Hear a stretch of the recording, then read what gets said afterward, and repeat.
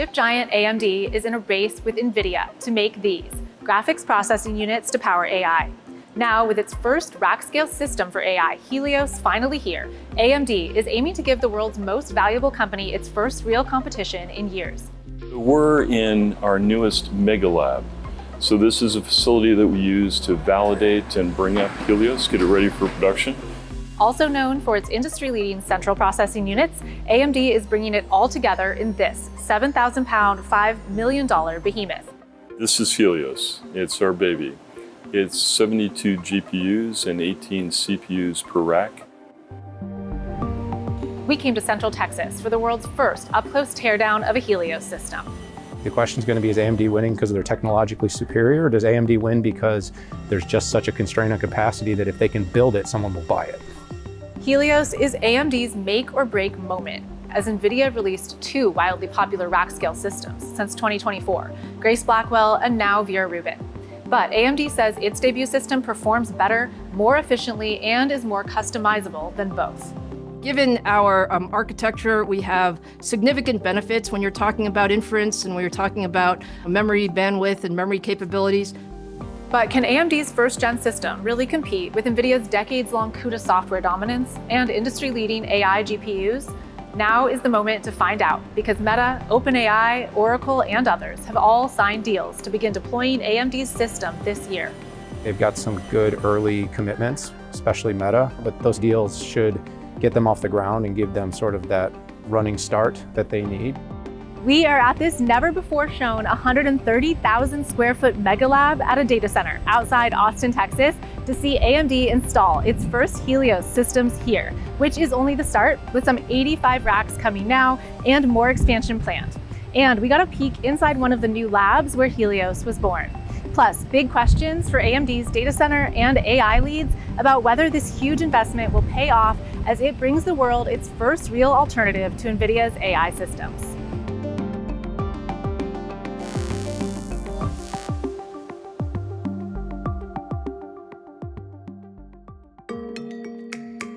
Big news out today, Microsoft has signed up for Helios systems in its data centers.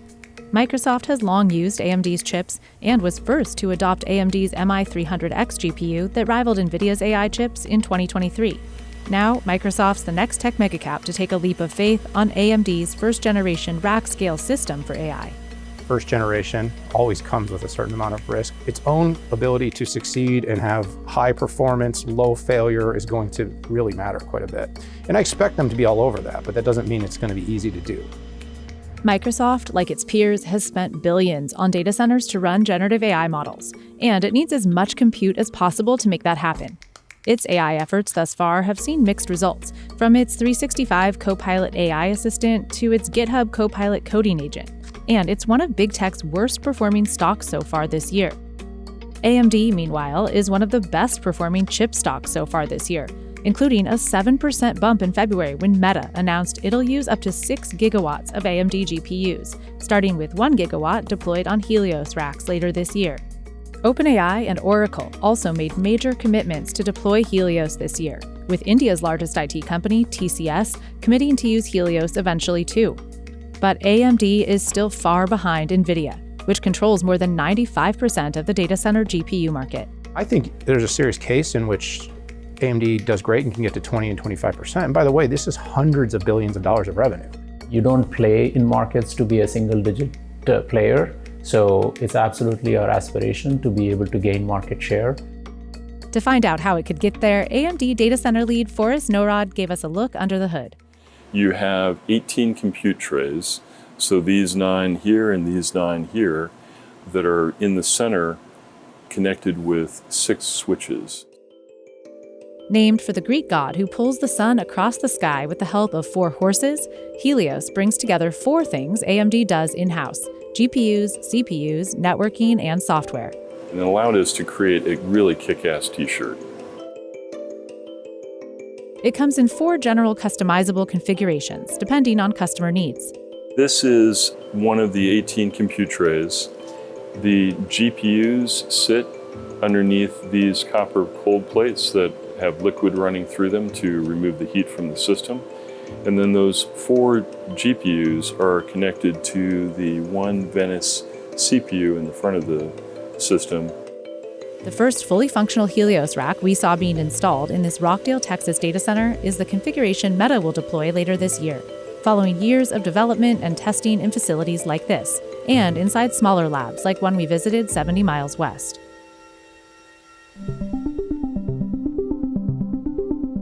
Here at AMD's Austin campus, hundreds of engineers in more than a dozen new lab spaces, like this, are part of AMD's first rack-scale team, building, testing, and pushing the limits of Helios. Let's go in and take a look. There's CPU people, there's GPU people, there's networking people, there's systems people, there's electrical, thermal, mechanical. It's an army that takes to get Helios done. How many new hires, within AMD did you have to make to pull something like this off? Well, I'll tell you, maybe the simplest way to answer that is we have a town hall when we meet with everybody working on Helios every quarter, and there's 8,000 people in that meeting. Since its founding in 1969, AMD has been best known for its General Compute x86 CPUs and GPUs for gaming. Now, like so many chip makers, data center is AMD's primary driver of revenue, up 57% year over year as mass AI adoption sends compute needs through the roof. That's also why AMD says 8 of the top 10 AI companies are running workloads on its Instinct line of GPUs. GPU actually is sitting right underneath this cold plate here, and that forms really the heart of the system. Mass adoption of AI has also shifted compute needs in a way AMD says gives it an advantage, as call and answer chatbots give way to heavily orchestrated agentic AI that leans on the general compute CPUs AMD has long been known for. EPYC is clearly a leadership CPU. It's been leading in performance and power efficiency for most of the last decade. And I think it's critical in terms of feeding the GPU and keeping the whole system orchestrated and running efficiently. When it comes to market share for data center CPUs, it's Intel that remains the clear leader. But AMD is steadily gaining ground within the leading x86 server market. And AMD hit a record 46% revenue share in the first quarter of the year. AMD says it expects tens of billions of dollars in data center AI revenue starting next year, the majority coming from Helios. When we look at the company today, it is truly being driven by the data center revenue ramp, which is really exciting. This is exactly what we've been planning for. AMD says its networking technology is another differentiator, a sector that took off after its 2022 acquisition of Pensando. And they have a unique capability with their P4 engine to allow us to do very high performance, low latency networking in a completely programmable way. No other company has anything quite like it. And despite NVIDIA's widely adopted CUDA software that's largely given it an edge, AMD says its newer ROCm software is a much needed open source approach that gives developers an alternative to NVIDIA's proprietary take on owning the whole AI factory. NVIDIA ultimately is not just building a GPU, not just building a system. We're helping customers build these AI factories, these AI infrastructure that is so immensely complex. In February, we visited NVIDIA for a first look at Vera Rubin, the second generation system AMD is challenging with its first. So this particular superchip has 17,000 components. Is your system similar to Vera Rubin, better? What's the biggest differentiator? So Helios and Vera Rubin are both, highly optimized rack scale systems that put it all together. One of the key differences, though, is Helios is also an open system where we've used open standards. We work in partnership with other members of the ecosystem to put the whole solution together. I think that's one of the things that really distinguishes the two. But until recently, AMD had largely lost its edge in data center chips. In 2003, AMD had a groundbreaking data center CPU that helped it rapidly gain nearly a quarter of the market. But that withered away following a series of delays and missteps that led to major layoffs and shrinking revenue by the time CEO Lisa Su took the helm. When I started in 2014, Lisa was clear that data center had been very important to AMD in the past. It was a key part of our heritage and really should be very important to us again in the future. Any numbers you can give me to sort of show that AMD is now officially a data center company? Absolutely. In fact, it is our fastest growing segment, and as of Q1 26, it's actually the majority of our revenues. How do you calm people's fears and say this system is going to knock it out of the park, even though it's the first of its kind? Well, I think under Lisa's leadership for the last 12 years, it's been a very different AMD. When I first got on stage in 2017 and introduced the EPYC CPU line to the market for the first time, one of the things that we did is we laid out our roadmap in detail for 3 generations, which is very unusual. And we delivered exactly what we said. As part of that roadmap, AMD made plans years ahead to launch Helios with this current generation of GPU. It got there with help from a series of recent acquisitions, the largest being chipmaker Xilinx for $50 billion, where Vamsi Bopanna ran AI product development. Now he heads up AI at AMD. We couldn't have suddenly said that, hey, let's build Helios without having all of the investments there. A crucial moment for Helios came in 2025 when AMD acquired server builder ZT Systems for $4.9 billion. In fact, some of the most important models were actually trained on systems that were built by ZT well before they were in AMD. AMD also made several AI software acquisitions to help it build out its ROCm software stack that allows customers to actually deploy AI models on Helios racks. We support the open frameworks. So one of these large customers is a big PyTorch house. Another one is a big proponent of VLLM.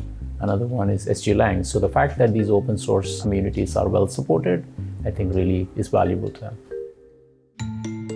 But NVIDIA's CUDA software is far more ubiquitous. With CUDA, I think NVIDIA has a bigger ecosystem and it's quite ahead versus AMD. So otherwise, I think with respect to particular CPU or GPU, I think they are on par, but the secret sauce is in the software and optimization. Still, tech giants are turning to AMD now, despite years of NVIDIA's proven rack system dominance. They have the technology and they have the opportunity. And all this doesn't mean NVIDIA has to fail. That's the crazy thing about how big this market is. Do you hope anybody will replace their NVIDIA systems with Helios, or do you think it's going to mostly be an add-on because everyone just needs so much compute? First of all, we don't believe that this is like a zero-sum game at all, right? The market is expanding, and this is an incredible growth cycle. But having said that, for many customer use cases, we know that Helios is designed to be absolutely leadership relative to its competing products.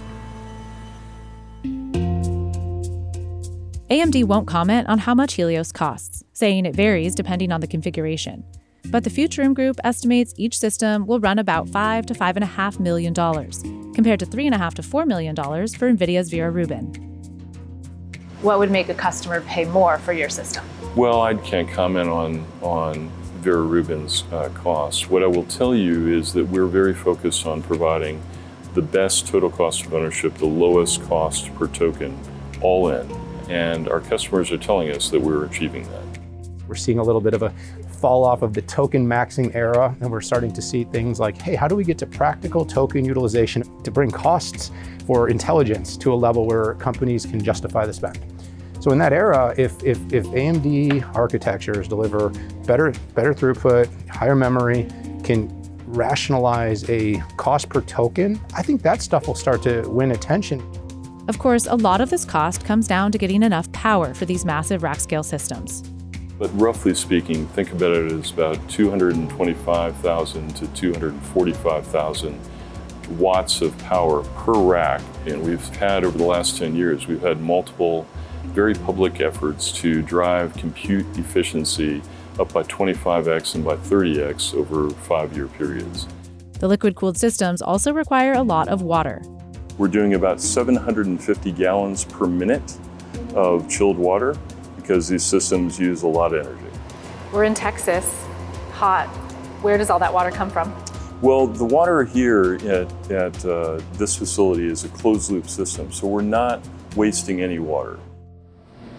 But before Helios gets powered up, AMD, like all chip makers, is facing other major constraints too, primarily getting wafer capacity on manufacturing lines at the world's top chip fabrication company, Taiwan Semiconductor. Lisa's been extremely on point in terms of supply chain. She's been to Taiwan There's something to be said for those that are making that trek to Taiwan and getting that capacity. She has those early deals, those early commits, and the companies that are making those commits are going to build.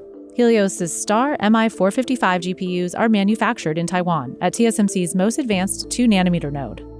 More than 90% of the world's most advanced chips are still made in Taiwan. Do you have plans to make in Arizona as well now that TSMC is building here? Yeah, we're already building data center chips at TSMC Arizona. Another constraint is advanced packaging, the step after chips come off the factory line, where they're connected together so they can communicate with each other and the broader system. Nvidia has reserved the majority of TSMC's leading CoWoS packaging capacity. So in May, AMD committed $10 billion to other Taiwanese advanced packaging companies, such as ASE. And then there's the memory shortage. This is the MI455 GPU with also 12 stacks of HBM memory. That's a lot of HBM. Where are you getting that, especially right now amongst the global shortage? Yeah, it's up to 432 gigabytes of HBM memory per GPU. We have close relationships with all three of the major memory suppliers, so we've been able to secure all the memory we need. The speed of connections between chips within the racks is another constraint, but that's on the cusp of change, with both Nvidia and AMD hinting that copper cable will be replaced with fiber optics soon. I've long said that optics as an interconnect is 5 years away, and I've said that for the last 20 years. But we're actually at the point where you are going to see optical interconnect being prevalent even within the rack in the next 2 to 3 years. So big deals coming with people like Corning? A lot of focus on optics. Ongoing trade tensions with China also create a roadblock for business for all U.S. makers of AI hardware. 22.5% or so of your revenue in 2025 was from China. Will this system be sold there? So we will always pay attention to the regulatory regimes in all of the countries that we operate in around the world. I think if the regulations permit it and our customers are interested, we'd love to sell the system to whoever wishes to purchase. But for now, the world is watching as Helios ships to U.S. customers like Microsoft and Meta later this year. At the end of the day, the most important thing is adoption. That's the thing that you should always measure us on, are our customers benefiting from our technology? And I'm quite confident that they will.